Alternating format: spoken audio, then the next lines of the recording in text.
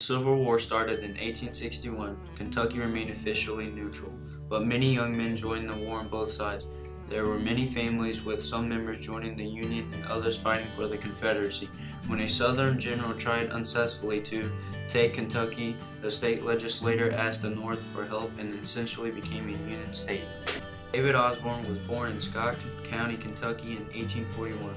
Sometime before the war, he moved to Florence to work on a carriage shop that was run by his brother.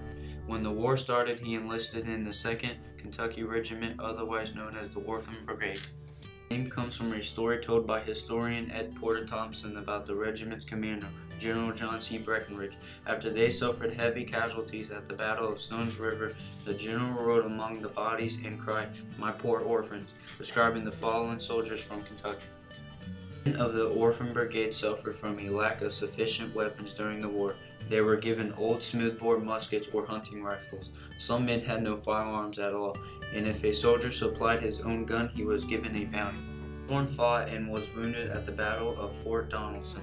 When Ulysses S. Grant and his troops arrived in February 1862, he was outnumbered by 3,000 men, but the Confederate force suffered from confusion among the leadership, and when two commanders fled, the Southerns were forced to submit to Grant's demand of unconditional surrender. It was a turning point in the war in the region and propelled General Grant into fame.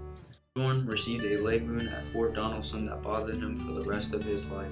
He was taken prisoner and held at Camp Morton. He was listed on a prisoner exchange around the end of the war.